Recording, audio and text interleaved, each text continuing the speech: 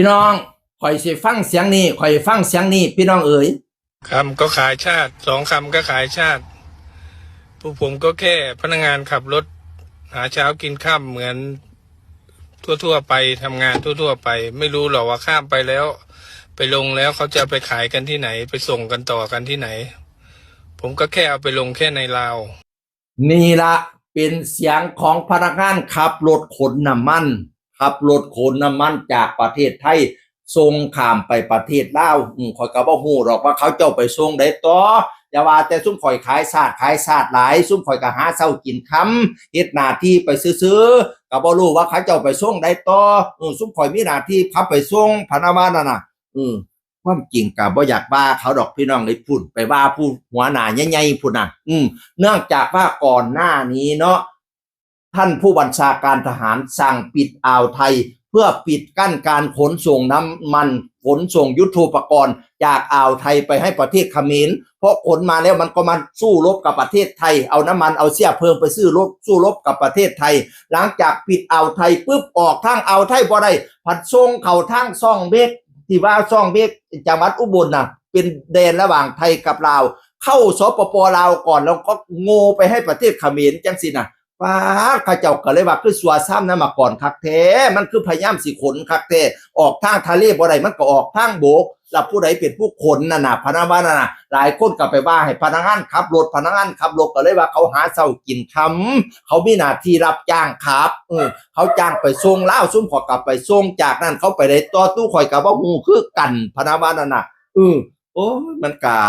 จักสิว่าจังใดเนาะเส้นทางน้ำมันเนี่ยคันสิไล่เอาดีๆเนี่ยน้ำมันทำไมถึงไป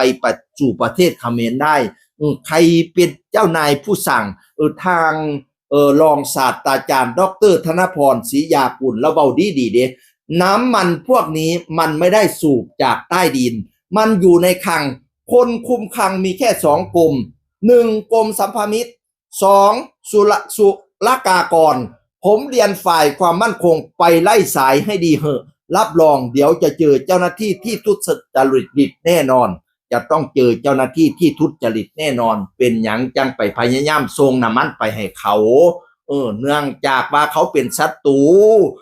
เขามีเสียเพิ่มขนจากยั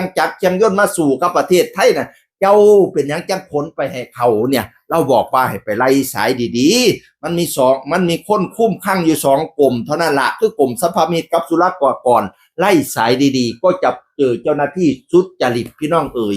โอ้ยนี่เนาะจักสิเว้าจังใดเนาะพี่น้องเอ๋ยตั้งแต่กี้กรุงศรีอยุธยาเสียกรุงก็ย้อนใส่ซึกนี่ละ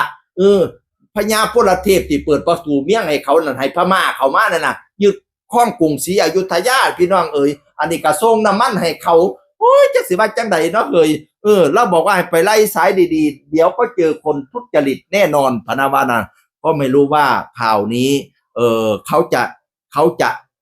กระตุ้นให้ไปถึงแค่ไหนเขาจะกระตุ้นไปถึงผู้หลักผู้ใหญ่แค่ไหนพี่น้องเอ๋ยเลี้ยงน้ำมันนี่ก็สำคัญที่ส่งไปเขาหาสเต็กอีหยังส่งมาลบกับประเทศไทยเนี่ยแม่นผู้ใดล่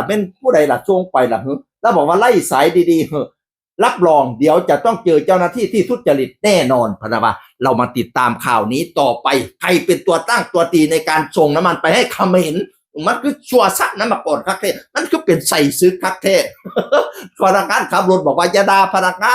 นแค่ผู้ขับซื่อๆเขาก็บ่อยากด่าดอกผู้ขับผุ่นไปจัดการผู้เป็นหัวหน้าใหญ่ๆผุ่นพี่น้องเอ๋ยซ้ำนี่ละเทิงพอค้าพอขายพร้อมเนาะเอาน้ำมันไปขายให้เขาเสียงคือคนเก่าเว้าสู่ฟังสวัสดีครับ